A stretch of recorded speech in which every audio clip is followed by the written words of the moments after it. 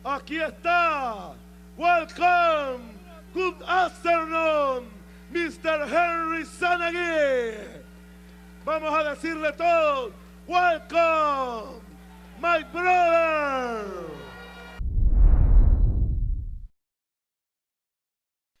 Sebagai orang yang kenal dan dekat dengan Maduro, apa kesan dan perspektif Bang Henry tentang Maduro? Apa memang dia terlibat narkoterorisme yang dituduhkan Amerika, narkotika, terorisme? Kayaknya jauh sekali karena dia kan ketua Serikat Petani atau pekerja di bus di Venezuela ya, Bang Henry ya. Tuduhan Amerika ekstrim sekali itu, terlibat narkotika dan terorisme. Gimana Bang? Pertama, saya juga tidak mengada-ngada dekatnya dengan Maduro ya.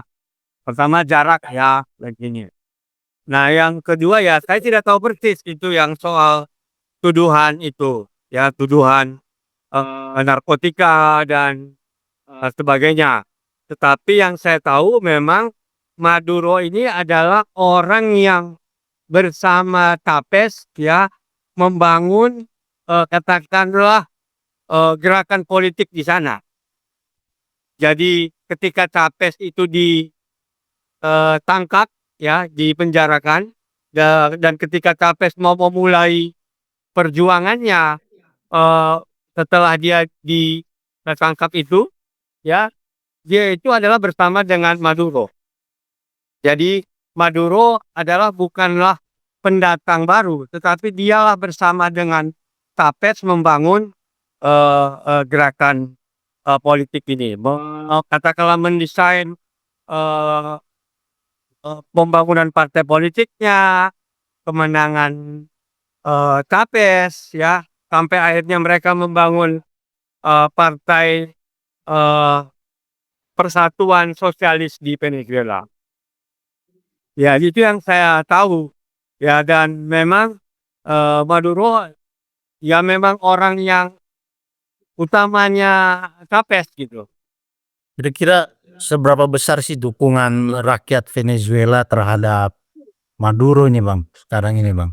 Ya, karena kan ini blokade ekonomi ini kan sebenarnya sudah terjadi lama ya. Bukan pada masa Maduro ini. Ya, dan memang di Venezuela itu kan kekuatan apa ya? Kekuatan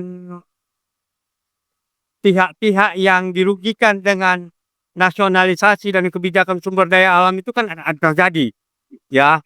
Jadi banyak yang pihak, jadi saya pikir yang kita khawatir ya memang mereka ini sekarang ini turun kembali ya di tengah situasi yang ada sekarang ini.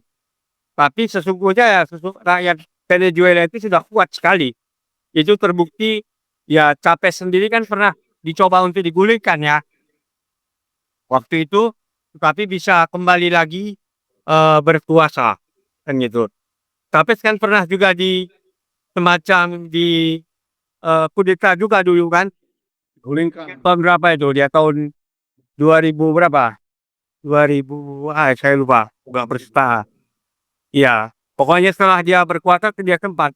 Nah, moga-moga ya Maduro juga begitu, karena kita lihat ya sesungguhnya memang sekian puluh tahun ini ya, karena hampir sudah 26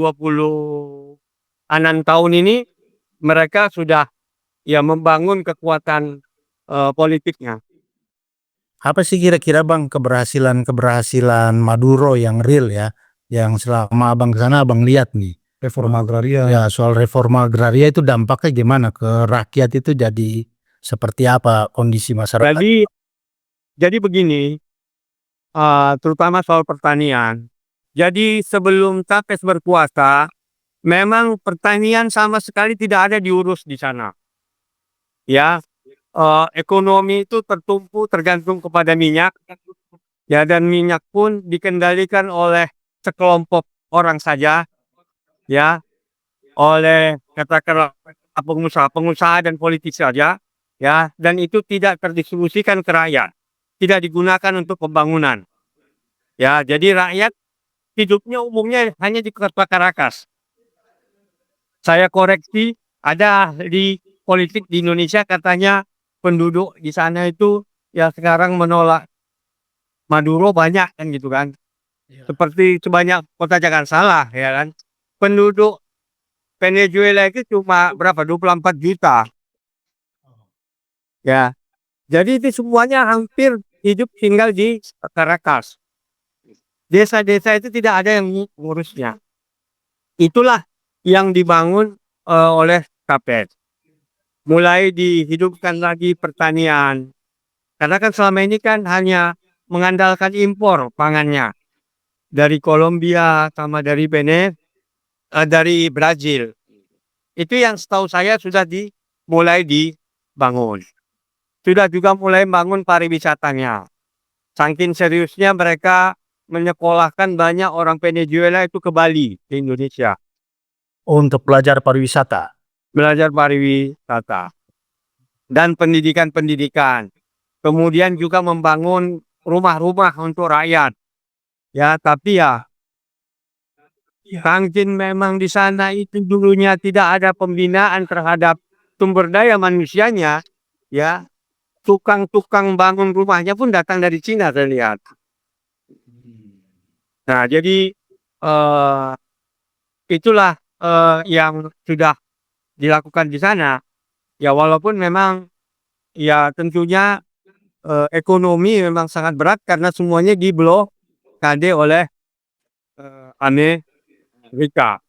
Ya, perdagangan sudah tidak bisa lancar lagi dan saya juga tidak mengikuti perkembangan detail kali belakangan hari ini.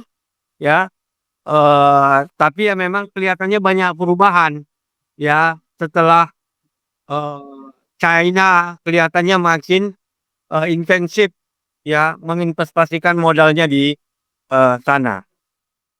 Kira-kira yang yang lagi terkenal orang sekarang yang lagi viral ya gitu ya. Ini kan gara-gara minyak serangannya gitu ya. Nah, tapi saya mau tanya sama Abang yang pernah ke sana ini. Kira-kira selain minyak ada nggak komoditas perdagangan pertanian umpamanya yang sebelumnya memasuk ke US sekarang berhenti gitu beberapa tahun terakhir berhenti? Tidak ada. Jadi justru pertanian di sana itu masih kayak tanah kosong. Tapi subur. Belum dikelola. Dan selama Chavez dan Maduro pertaniannya mulai dibangun lah ya. Itu mulai dibangun gitu. Mulai dibangun. Nah, terus walaupun mereka itu coklatnya bagus ya. Sekarang kan mulai ada industri coklatnya gitu. Ya. Dan mereka mulai membanggakan singkong. Ya, mereka buat apa? Kira-kira singkong seperti donat gitu-gitulah. Ya kan? Karena mereka ini nggak makan terigu. Maduro ini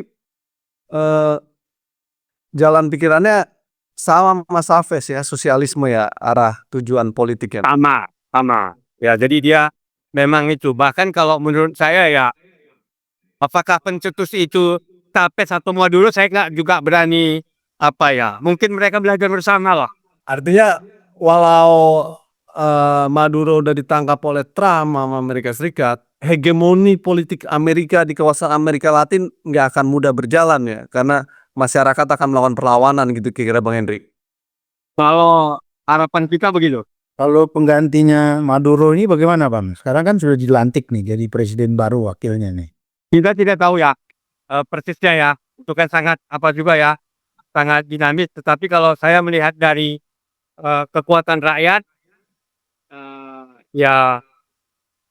rakyat akan terus ya mendorong agar memang perubahan politik di Venezuela ini tetap dalam garis perjuangan rakyat. Jadi Bang Henry melihat solidaritas rakyat di Amerika Latin ini Brazil, Bolivia, lalu kemudian Venezuela sendiri dan lainnya cukup kuat ya Bang untuk melawan ya orang bilang sebut sebagai bentuk imperialisme dan kolonialisme baru ini Bang. Itu yang saya bilang tadi ya, setelah neoliberalisme itu kan mulai kuatnya dia kan setelah keruntuhan blok timur dan barat ya. Iya. Setelah. Nah, jadi berapa tahun berapa itu? Tahun 80 ya? 90, 90 Bang. 90. 90 ya, jadi mereka begitu gencar mendorong liberalisasi, ya, neoliberalisme, ya. Nah, sekarang ya mungkin setelah 25 tahun, 30 tahun neoliberalisme itu mereka lihat justru tidak membawa semakin berhegemoninya mereka kan gitu. Ya menurut saya eh, gerakan rakyat ya di Venezuela, Latin Amerika, seluruh dunia ya memang harus terus bersatu berjuang ya, karena upaya kita untuk membuat semangat kemerdekaan bagi semua bangsa-bangsa di dunia ini, yang membuat keadilan dan keselamatan bumi ini ya memang mendapat tantangan yang sangat besar ya di zaman sekarang ini.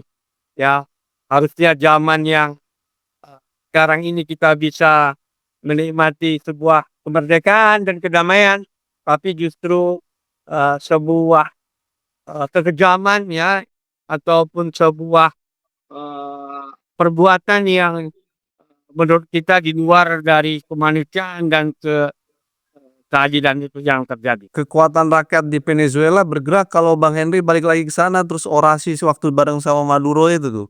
Ya kan orasi Bang itu keren sekali itu ya kan. Sekarang bisa pakai Zoom. Bisa sih. Kurang menggerakkan itu Bang. Gerakan rakyat Venezuela kurang itu kalau lewat Zoom. Harus orasi datang kayak waktu itu Bang Henry.